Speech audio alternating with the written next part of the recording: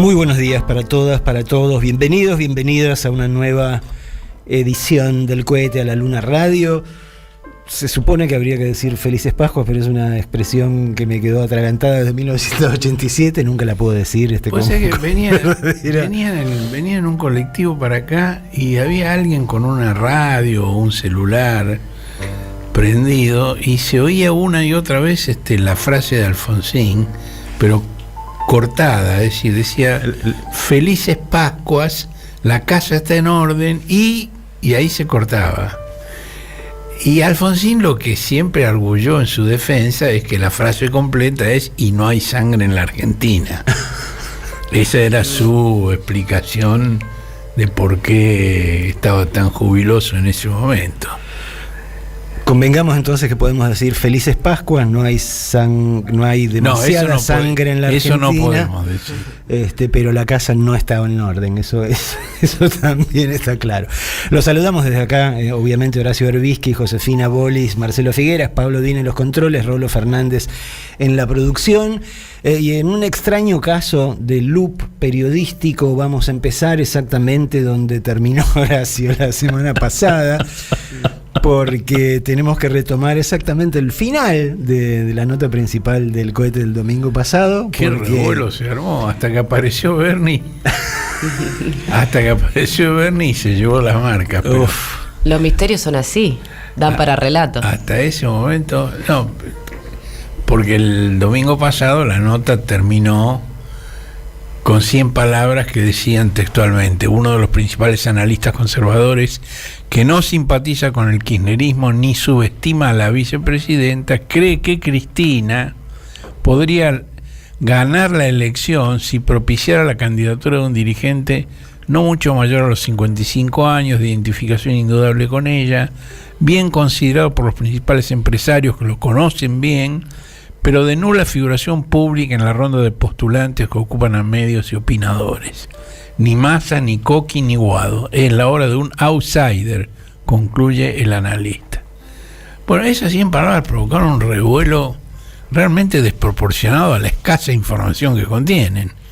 Sí, buena información. Hay un analista conservador que piensa que cree que Cristina todavía puede ganar las elecciones y elige un candidato de esas características. Punto. Que no tenga imagen negativa, aunque poco nivel de conocimiento. Sí. Ahora, me parece que el revuelo que se armó tiene que ver con el momento que atraviesa el Frente de Todos de diciembre, cuando Cristina anunció que ante la proscripción dispuesta por ese tribunal que la condenó sin una sola prueba por la obra vial de Santa Cruz, ella no iba a ser candidata a nada en 2023, con esa frase que nunca sería mascota de Mañeto.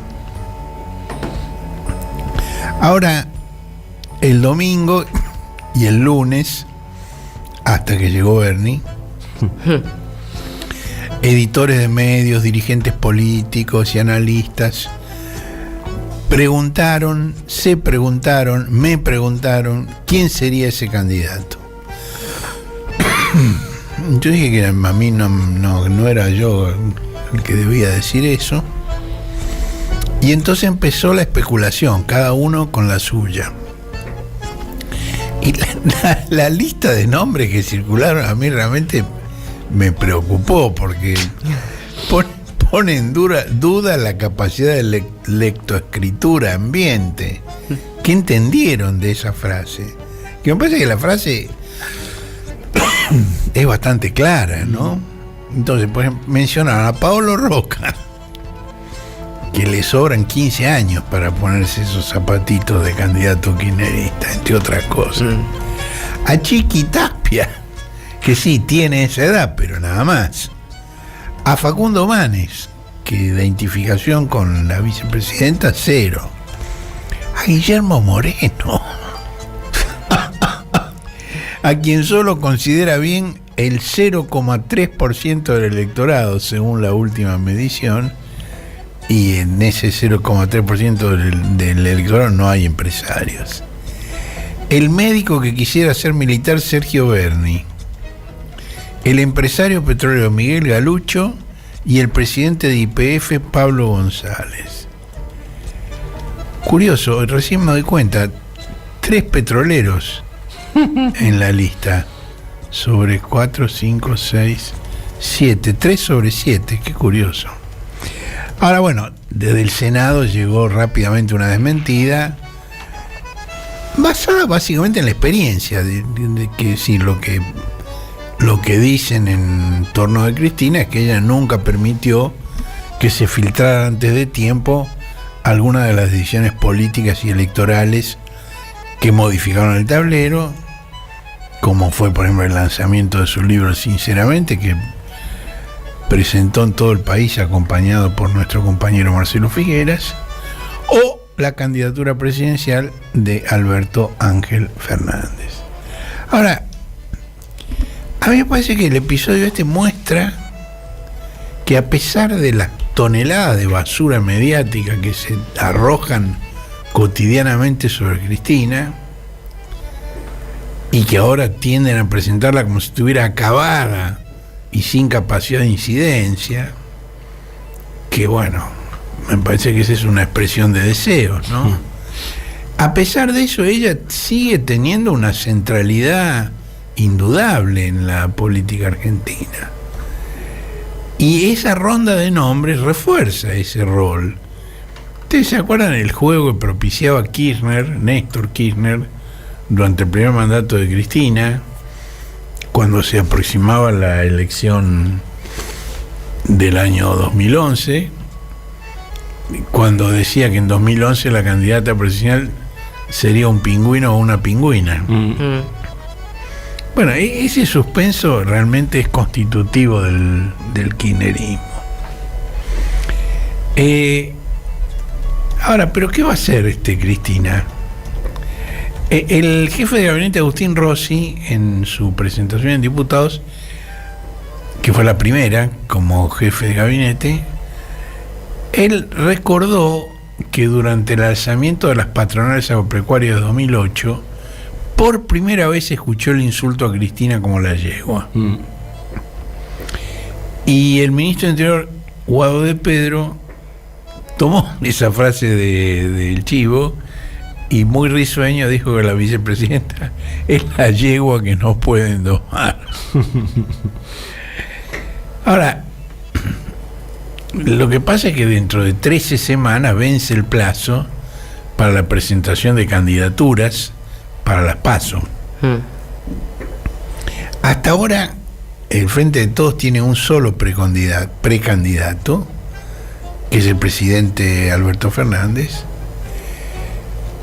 a pesar, digamos, de los planteos de los socios en la coalición gobernante para que desista. Esto, digamos, está generando una tensión que perturba sobre todo a gobernadores e intendentes que en las PASO, que las PASO son el 13 de agosto y las generales van a ser el 22 de octubre. Y allí, digamos, los gobernadores y los intendentes deben confrontar con la coalición cambiante y con los llamados libertarios.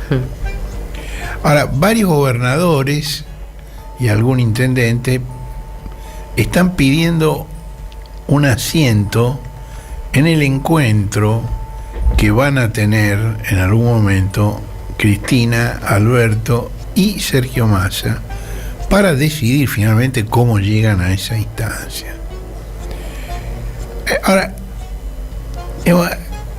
Alberto está convencido de que él le va a ganar al kirchnerismo en las PASO y va a ser el candidato y va a ser reelecto. Eso es una fantasía que no creen ni sus íntimos. Ahora, si esa fantasía se hiciera realidad y en la primaria él le ganara al kirchnerismo, al mismo tiempo habría sentenciado su derrota en las generales, porque a mí me parece evidente que hay una porción muy sustantiva de los votos del Frente de Todos que no lo acompañaría. No sé si irían a votar, si no irían a votar, si harían, no sé qué harían. Pero hay mucha preocupación en general por eso, ¿no? Por lo que se teme va a ser una participación muy, muy baja comparado a lo que son las generales de la época de la democracia, ¿no? Digo, algo Sí. que solo se puede interpretar a partir del desencanto, ¿no? Sí, efectivamente. Claro, tipo elección del 99. Claro. Que fue el prólogo al 2001, ¿no? Uh-huh. No, del 99 no, del 2001. No, el 2001, del ¿no? 2001.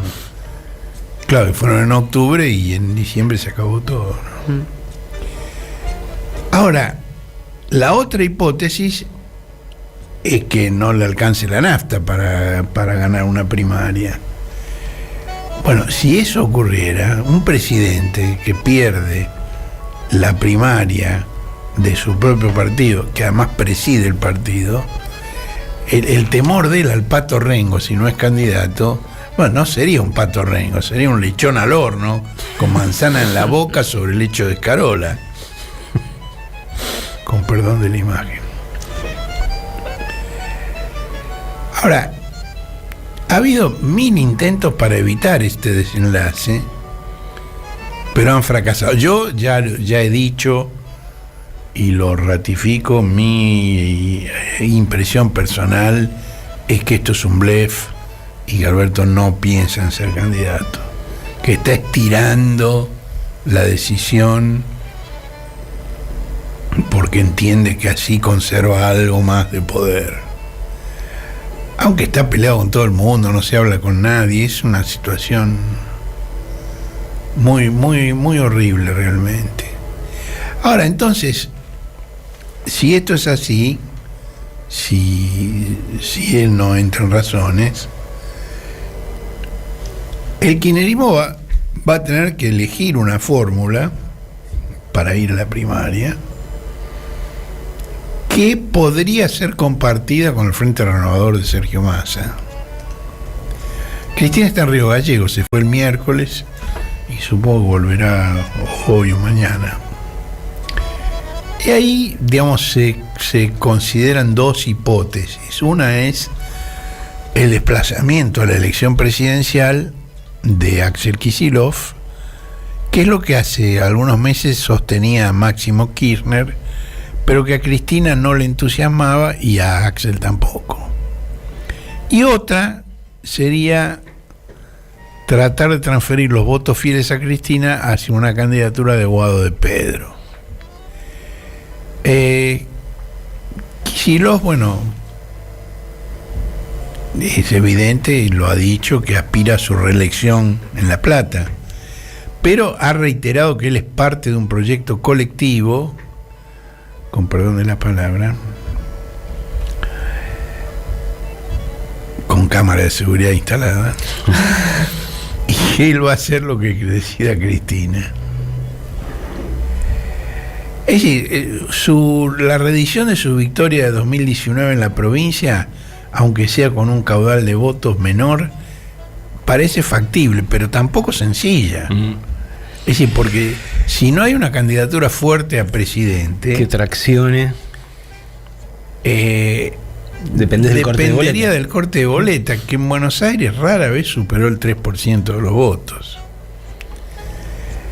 Ahí, bueno, en la provincia no hay balotaje y el gobernador se impone por mayoría simple de votos, pero las PASO hacen las veces de primera vuelta y la elección de octubre en una segunda vuelta. Y en esa segunda vuelta, que es la verdadera elección, porque en la PASO no se elige nada, la PASO es una gran encuesta,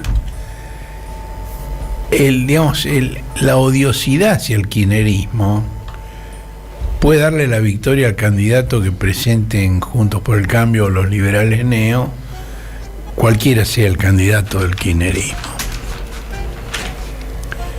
Ahora, este cuadro fue agravado por el asesinato del colectivero Daniel Barrientos y, bueno, el episodio que protagonizó Sergio Berni,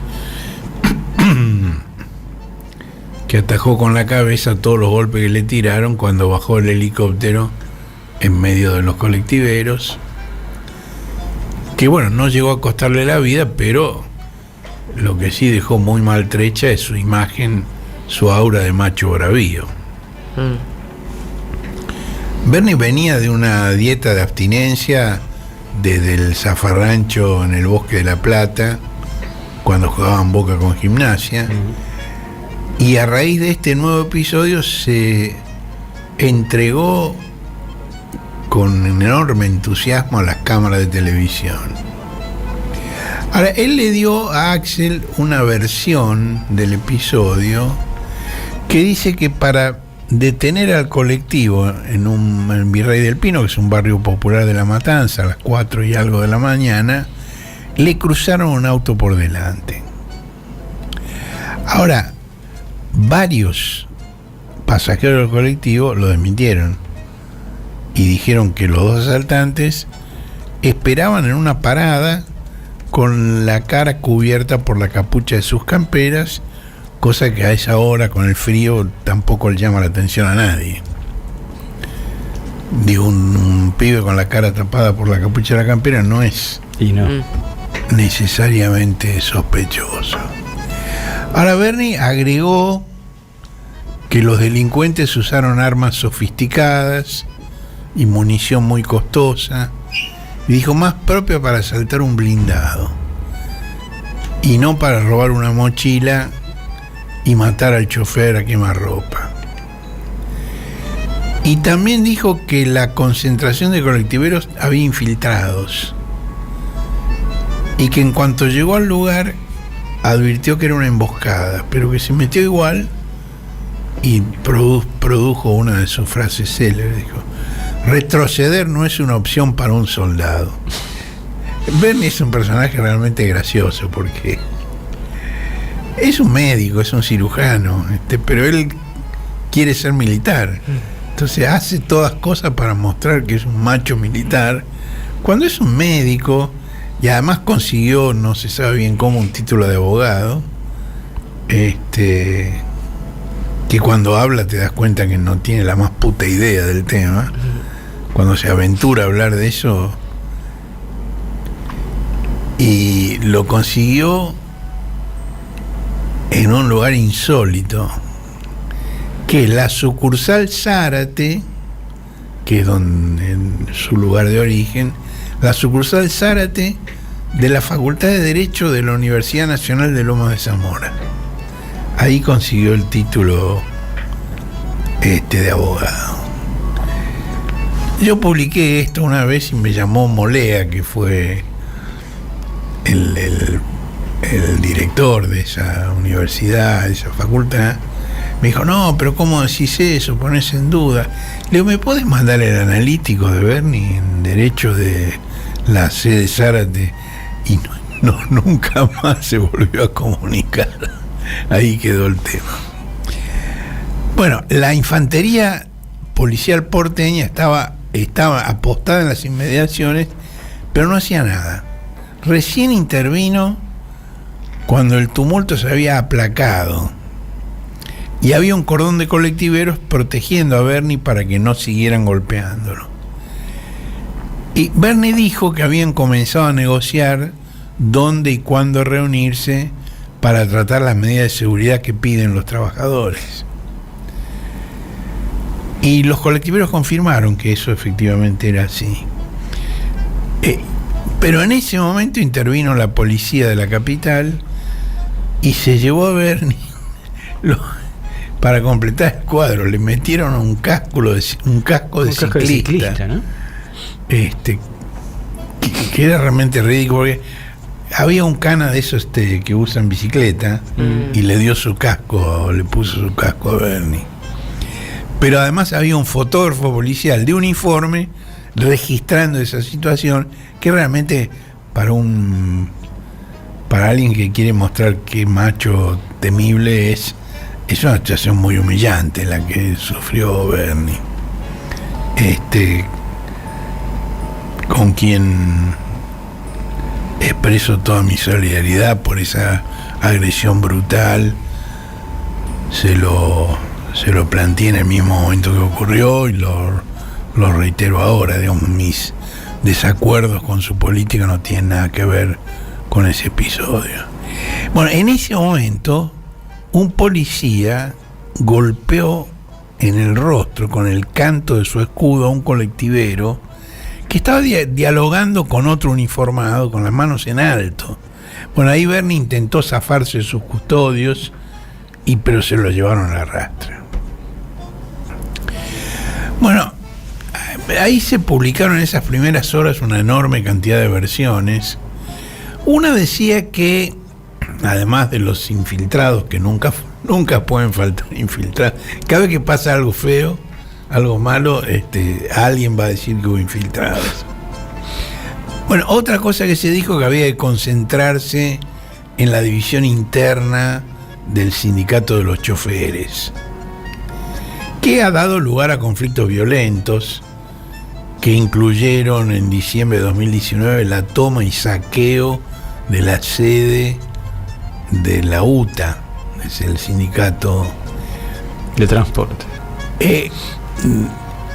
Ahí, digamos, ese sindicato tuvo un secretario general histórico que se llamaba Juan Manuel Palacios, a quien todos llamaban el Bocha, que fue el primer sindicato que le hizo un paro a Menem cuando anunció sus políticas neoliberales, y junto con el camionero Hugo Moyano formó el Movimiento de los Trabajadores Argentinos, el MTA, que resistió esas políticas. Ahora, cuando el Bocha se retiró y luego murió, asumió su adjunto, Roberto Fernández, que es un hombre de las cavernas, es de un macartismo y antikirchnerismo. Me causa gracia porque el Gallego Fernández es tan anacrónico como el nombre del gremio, que todavía hoy se llama tranviarios por automotor. Cuando el tranvía, digamos, por lo menos en la Argentina hace mucho que no existe. En el año 15, Fernández proclamó su apoyo a Macri. Dijo que era más peronista Macri que muchos peronistas. Y en ese momento el secretario de organización del sindicato, Miguel Ángel Bustinduy, lo desafió. Y luego de un paro en el año 18 ocupó la sede gremial, que fue lo que se repetiría al año siguiente que mencionamos. Es decir, la ocupación del 18 fue breve y sin vandalismo. La del 19 estuvieron muchas horas ahí adentro, rompieron todo, afanaron de todo. Fue muy difícil que se consiguiera que Fernández permitiera que la agrupación de Bustinduy, que lleva el nombre de Bocha Palacios, pudiera concurrir a elecciones en el sindicato. Y Fernández logró retener la conducción de la UTA, pero fue derrotado en seccionales importantes. Y ya antes había perdido la representación de los trabajadores del subte, porque originariamente la UTA tenía también el subte, y los metrodelegados se rebelaron contra la UTA y formaron un sindicato propio. Y también ha tenido fracturas importantes en la rama de los choferes de larga distancia. Ahora, tanto Fernández como Bustinduy se recriminan servir intereses patronales, pero distintos. Hay una empresa que se llama 208 Transporte Automotor, y la sigla es DOTA, que tiene más de la mitad de las líneas que surcan el ámbito metropolitano, el AMBA. Y la ministra de Trabajo, Raquel Kirchner, la acusó de pretender que Bustinduy fuera el único interlocutor. Por alguna razón que no explicó, ella prefiere al Gallego Fernández. Además, cada dirigente sindical tiene una relación especial con un proveedor de chasis para los móviles. Y para terminar de definir este cuadro, los salarios de los choferes se pagan con el subsidio estatal. Entonces la paritaria de los colectiveros es atípica, porque hay una patronal y un sindicato, pero la decisión proviene del Estado, que Subsidia. Bueno, la agrupación de Bustinduy se llama Bocha Palacios, pero el paro que hubo luego del asesinato de Barrientos fue declarado por una agrupación Conductores Unidos que yo estuve chequeando en el sindicato y nadie la conoce. Unidos y Anónimos. Parece un nombre de ocasión para no poner la cara. Otra de las versiones que circularon en las primeras horas fue que entre los responsables del crimen del colectivero, de la paliza Berni, había algunos varones del conurbano. Bueno, horas después fue detenido Gabriel Barone, de 19 años. Y más tarde fue detenido Gabriel Barone. Vos decís que entraban a buscar varones. Y me pregunto, por la guía, conociendo la cultura institucional de los pieds-noirs bonaerenses, yo no descartaría que un buche dijo fueron los varones o fue Gabriel Barone y ahí empezaron a cazar varones. 2 Gabriel Barones. Rarísimo. Digo, si me decís Juan Pérez todavía, pero Gabriel Barone. Bueno, el fiscal de homicidio de La Matanza, Gastón Duplá, es un hombre bien considerado, yo no oí nadie que le cuestionara nada. Habría secuestrado 4 celulares, uno del primer Gabriel Barone, otro entregado por el defensor del segundo Gabriel Barone, el tercero robado en el colectivo y quemado con el auto de la fuga, y el cuarto en la investigación por el robo de ese vehículo. Ahora, en cualquier caso, estos detenidos tienen un perfil muy humilde que no se compadece con la idea de una superbanda. Y en la fiscalía hay dudas de que sean realmente los autores. Los primeros reconocimientos fueron contradictorios. Una pasajera dijo sí, son ellos. Pero el policía que iba en el colectivo y que les disparó, dijo que no. Ahora, en todo caso, el margen de imprecisión es muy grande porque estaban con la capucha de las camperas. Bueno, también fueron detenidos los acusados por el robo del auto, que se usó no para cruzar en el colectivo, sino para la fuga posterior y que esperaban en una calle paralela. Antonio Fernando González y Rodrigo Pitito. El casting de nombres es extraordinario. Bueno, por lo menos en materia de género es coherente, ¿no? Varone, Pitito, Sí. Bueno, en las redes antisociales se publicaron las fotografías de un cartel manuscrito con marcador en una cartulina que apareció en un acto reciente de mujeres con Patricia Bullrich y que volvió a aparecer entre los chaferes que sacudieron a Berni. El cartel decía: nos quitaron tanto que nos quitaron el miedo, que es una frase histórica del feminismo. En lo de Bullrich apareció en un acto de mujeres, pero después ahí en lo de los colectiveros era el mismo cartel, no era la misma leyenda, era el mismo cartel, porque se ve un cartel escrito con fibra sobre una cartulina y se ve la letra, es el mismo. Colectiveros deconstruidas, muy bien. Sí. Ahora, 2 de los colectiveros que golpearon al ministro fueron identificados en las abundantes filmaciones y detenidos de madrugada en un operativo conjunto de las policías bonaerense y porteña. Era la policía bonaerense con participación de la porteña. Fue un operativo como si fuera el Chapo Guzmán, bien al estilo Bullrich, como hacía Bullrich para detener a los exfuncionarios kirchneristas o a algunos empresarios encuadernados. Otra cosa que apareció en las redes es que uno de los choferes, Jorge Oscar Galeano, que maneja un colectivo desde 1997, el 17 de marzo habría participado en un spot de campaña de Bullrich entre choferes de Morón, en el que acusó al gobierno por la inseguridad. Ahora, el abogado de los sindicalistas, Silvio Piorno, negó que se trate de la misma persona. Y lo mismo dijo un analista de imágenes que fue consultado para esta nota. Dijo, no es la misma persona.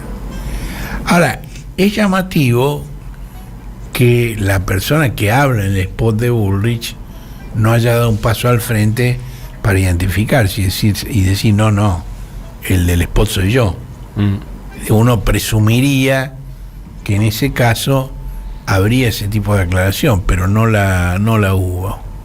Ahora, si fuera el mismo,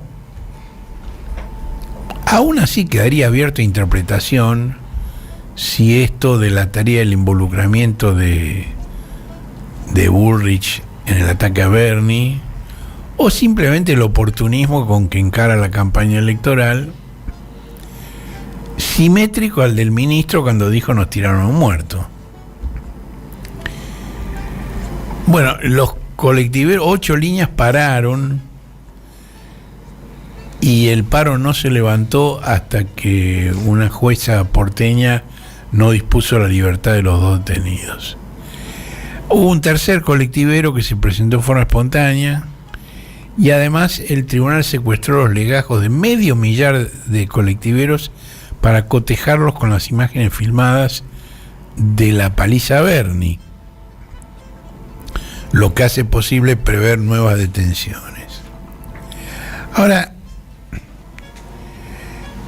este me parece un tema, la conmoción por el episodio, a mí me parece desproporcionado con lo que es el mapa del delito en la provincia de Buenos Aires.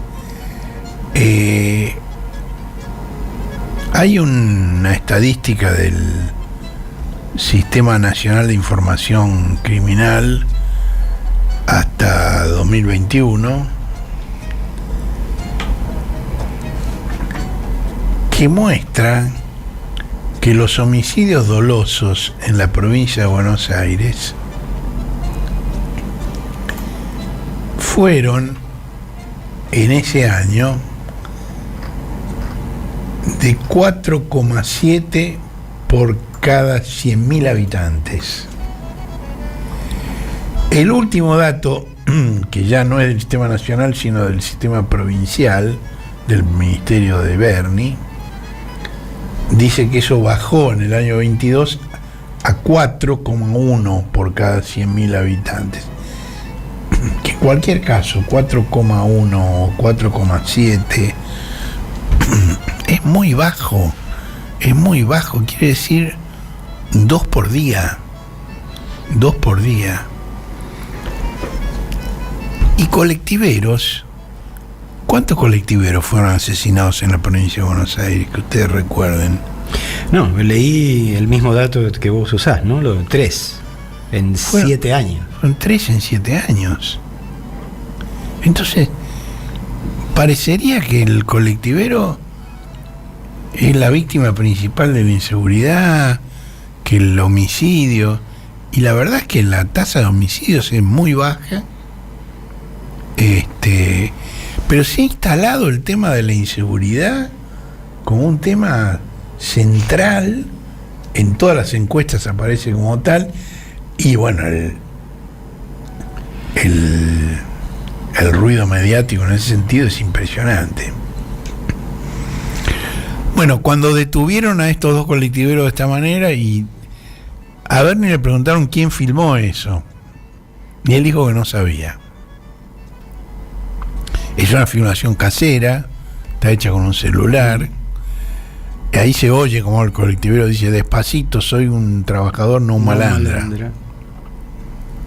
Digo, aunque sea el que le pegó a Bernie, es cierto, es un trabajador, no un malandra.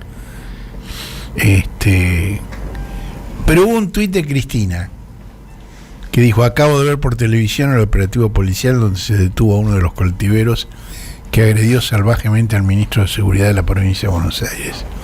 Me dicen que se trató de un operativo conjunto de la policía de la ciudad con la bonaerense. ¿Era necesaria la magnitud del operativo y el tratamiento que se le dio al detenido como si se tratara de aprender un narcotraficante en su búnker. Bueno, a pesar de ese tuit, Bernie defendió el operativo y dijo: si alguien se hubiera ofendido, me disculpo, dice. Pero dijo que se hizo de acuerdo a los protocolos vigentes que protegen la vida de los trabajadores policiales. ¿De los trabajadores? ¿Protegen a los trabajadores policiales de los trabajadores? Digo. No, protegen la vida de los trabajadores policiales. Claro, en este caso, ¿de quién? De un trabajador, no de un malandro. No, pero además Bernie dijo, en una de sus infinitas conferencias y entrevistas, dijo que esos protocolos incluyen medidas de máxima y de mínima según de qué se trate.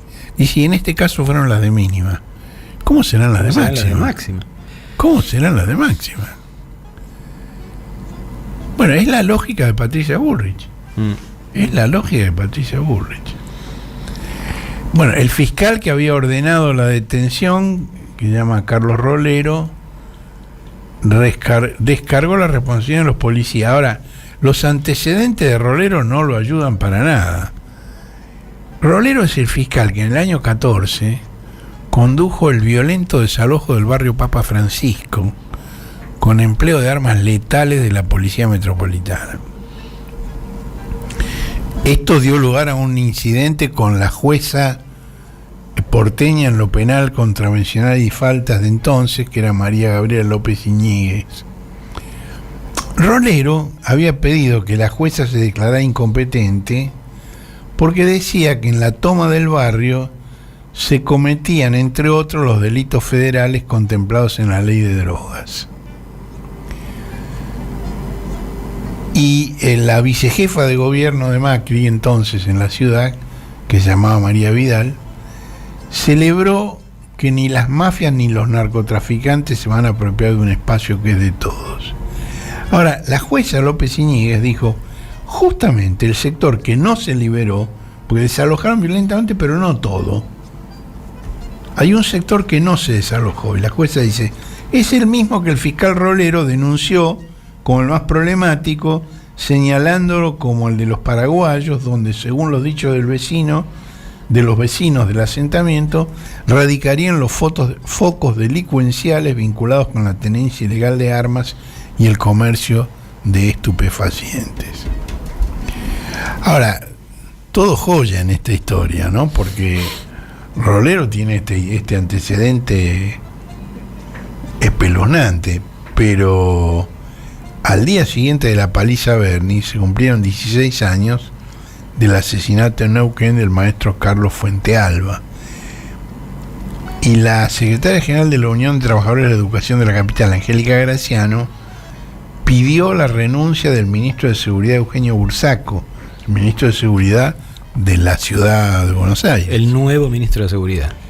Y recordó los antecedentes de Bursaco.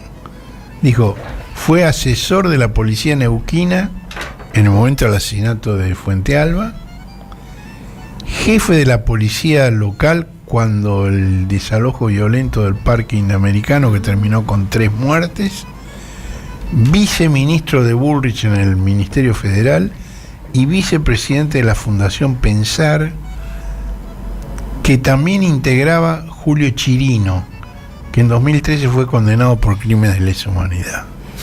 Es decir, abundan las joyas en esta prontuario, en esta historia. Ahora, este Bursaco, al que se llama Eugenio, pero lo llaman Nicky, fue el organizador de la policía porteña. Y en 2002 viajó a Estados Unidos con Macri y Francisco de Narváez para presentar el lanzamiento político de ambos empresarios y mostrar el compromiso de ellos con los temas de la agenda estadounidense de seguridad y control social. Y en 2015, cuando su hermano Alejandro Bursaco, que era el CEO de Torneos y Competencias, fue detenido en Nueva York. ¿Ustedes se acuerdan de ese caso que se llamó el FIFA Gate? Era el pago de coimas para conseguir contratos de transmisión de partidos de fútbol. Bueno, le pusieron a Alejandro Bursaco una fianza de $30 millones para recuperar la libertad, y Nicky fue el recaudador de la fianza. ¿Por qué?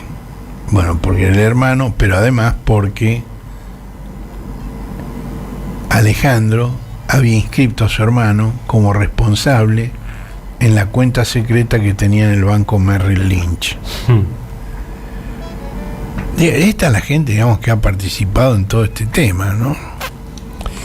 Ahora, las negociaciones posteriores tanto al asesinato del colectivero como a la paliza al ministro, las negociaciones entre el sindicato de los choferes y el gobierno provincial giraron en torno a las medidas de seguridad para evitar la repetición de hechos similares, y uno de los temas centrales allí es la instalación de cámaras de seguridad en las unidades, con un botón antipánico para el conductor y un centro de monitoreo que reciba la alarma y las imágenes.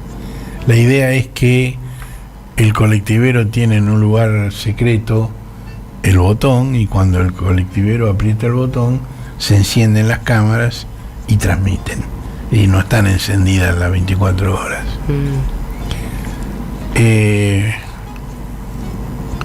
Como decíamos antes, Barrientos es el tercer conductor asesinado en la provincia en los últimos 7 años, todos en La Matanza, que, bueno, es la clave de la próxima elección bonaerense, que es el partido más poblado y donde en general el peronismo ha sacado la mayor diferencia sobre la oposición gorila. El primer colectivero asesinado en La Matanza se llamaba Pablo Flores, lo mataron en 2016, y en ese momento se sancionó una ley que fue votada por unanimidad en la legislatura, que impuso como obligatorio el uso de las cámaras de seguridad.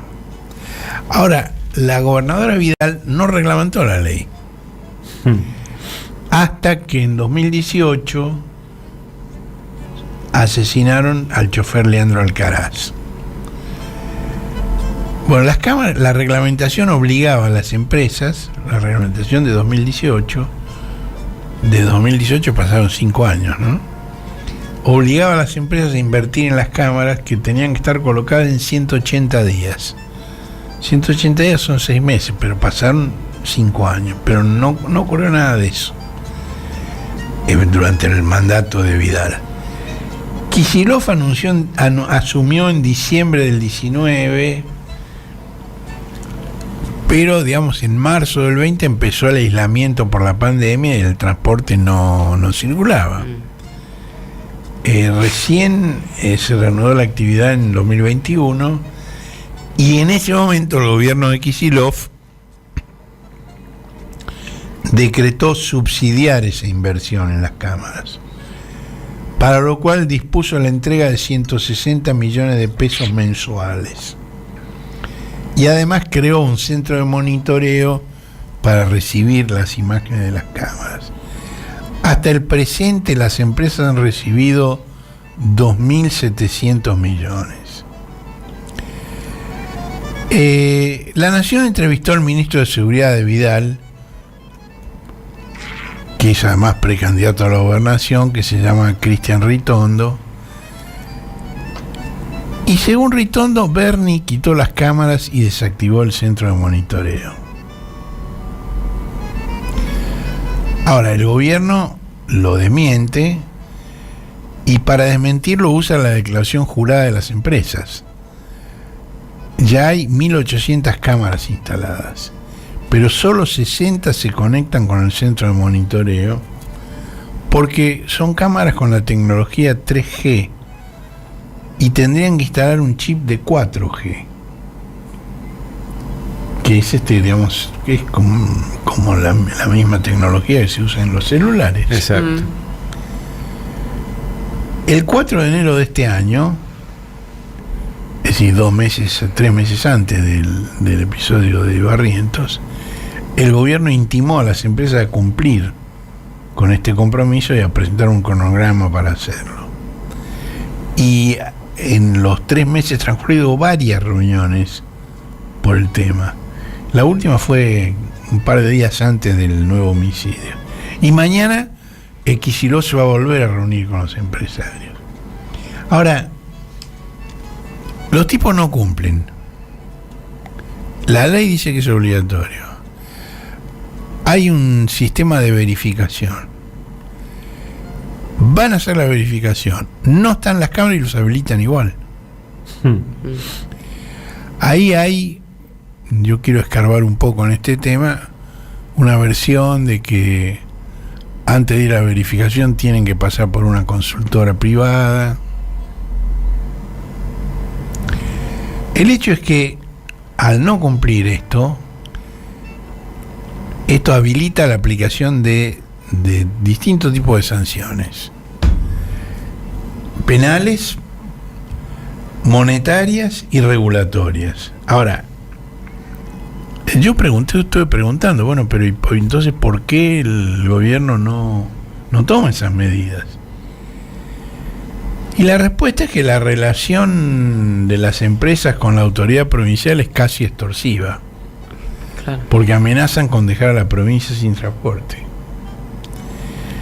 Y ni siquiera queda la opción de que la provincia sea la que compre los chips, porque el Tribunal de Cuentas observó la primera compra alegando que era responsabilidad de las empresas y no de la provincia.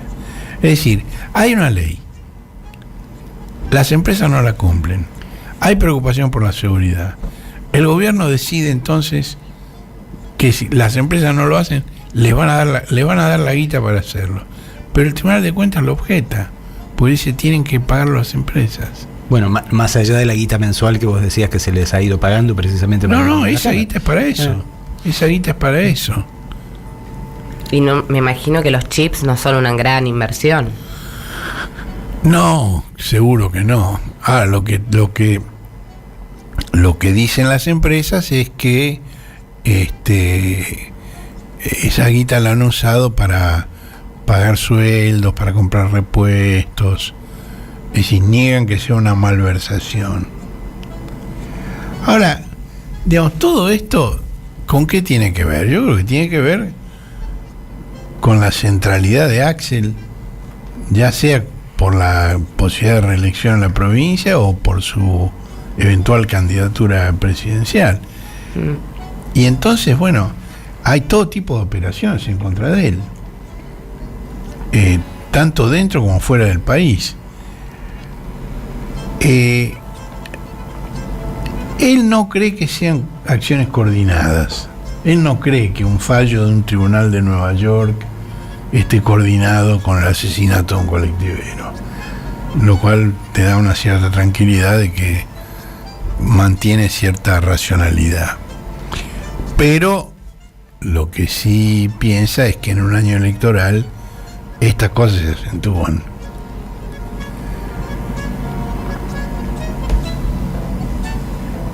Y las otras cosas que pasaron, ¿cuáles son? Bueno, se discute la política económica. Y Kicillof fue ministro de Economía de Cristina. Y hoy, digamos, es un asesor de Cristina en esos temas.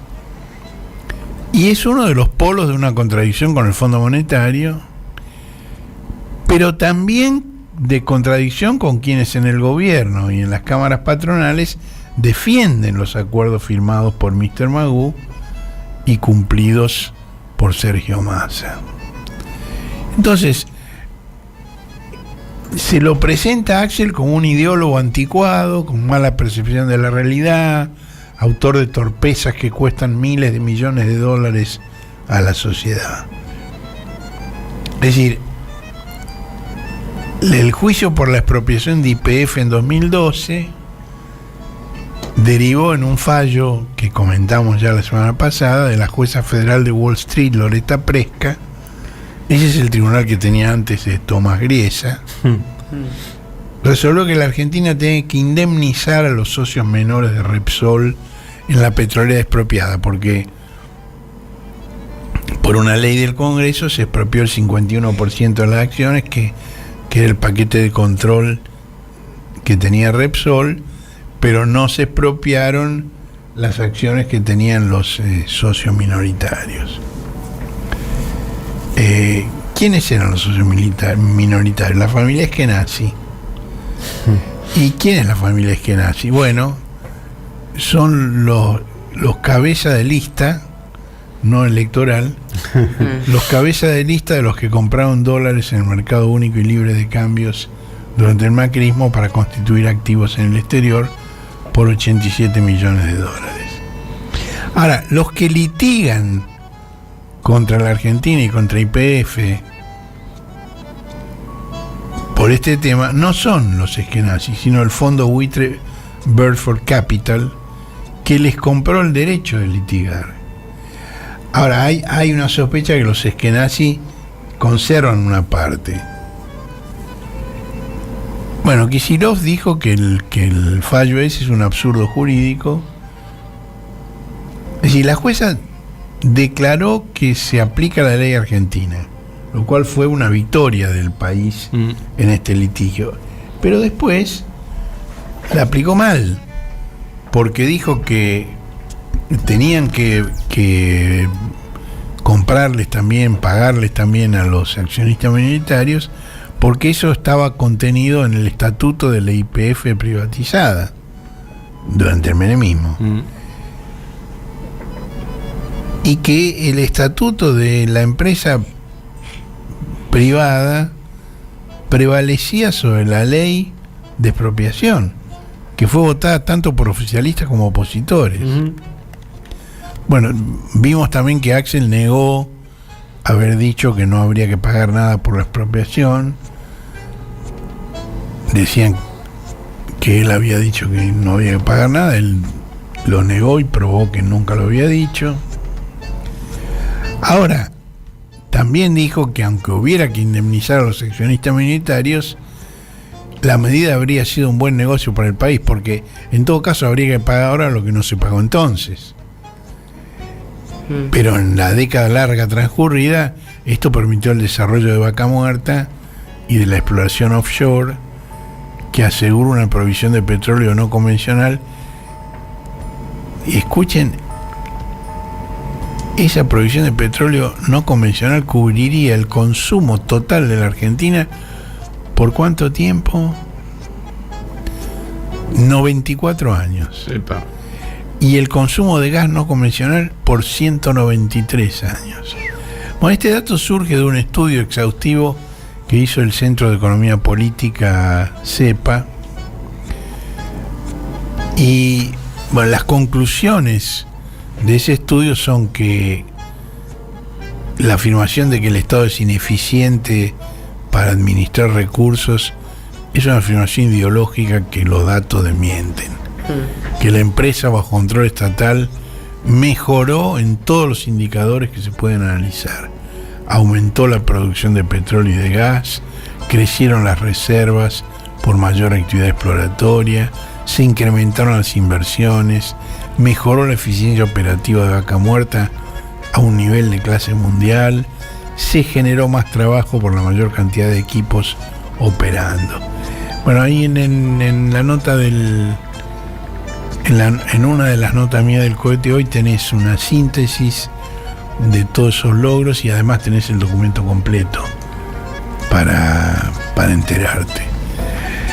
Y digamos, esos discursos en torno a la ineficiencia de las empresas públicas, dice el estudio del CEPA, no solo son falsos, sino que se proponen construir una realidad distorsionada para justificar decisiones drásticas de entrega del patrimonio nacional. Y esto implica desconocer el rol central de una empresa como YPF para la soberanía del país, el desarrollo de la producción nacional, la creación de fuentes de trabajo y la creación de divisas. Bueno, después del fallo de la jueza de Wall Street, hubo otro. Evidentemente los buitres vuelan en bandada, ¿no? Y esta semana la Argentina perdió un juicio iniciado ante un tribunal de Londres por los fondos buitre Palladian Partners, HBK Master Fund, Hirsch Group y Virtual Emerald International, que reclamaron que no les habían pagado los cupones de deuda atados al Producto Interno del año 2013, porque el gobierno modificó el modo de cálculo, de modo que el producto registrara un crecimiento menor al 3%, que era la cláusula gatillo. Esos cupones fueron ofrecidos por Lavagna y por Nielsen en la reestructuración del año 2005 y de nuevo en la del 2010. Y para estimular, digamos, la participación, decía, si la economía crece por encima del 3%, además vas a tener un pago extra contemplado en este cupón. Ahora, el ministro de Hacienda bonaerense hizo un hilo de tweet donde dice que hubo un tecnicismo por el cual le dieron la razón a los buitres. Digo los buitres porque ninguno de ellos intervino en la renegociación de 2005 y 2010. Compraron después. Son compradores de deuda ajena, ¿no? Compraron después por monedas esos bonos para hacer un juicio. Ahora, López habla de un tecnicismo, pero hay que explicarlo un poco mejor. La Argentina llegó a pagar unos 10.000 millones de dólares por esos cupones atados al producto. El cálculo del INDEC sobre el Producto Interno, sobre el cual había que ver si se pagaba o no se pagaba ese extra, se hacía tomando como año base 1993. Siempre, digamos, para esos indicadores se toma un año base y periódicamente se actualiza. Ahora, en la Argentina ese índice no se actualizaba y el Fondo Monetario Internacional reclamaba que tenía que actualizarse, y el INDEC finalmente accedió a la presión del Fondo Monetario y realizó esa actualización del índice, y entonces el año base dejó de ser 1993 y pasó a ser 2004. Y los cupones que se entregaron en el canje tienen una cláusula que dicen: si se modificara el año base de cálculo, habría que tomar en cuenta la nueva estadística. Esto es lo que sostuvo la Argentina en el juicio y es lo que cuestionaron los buitres.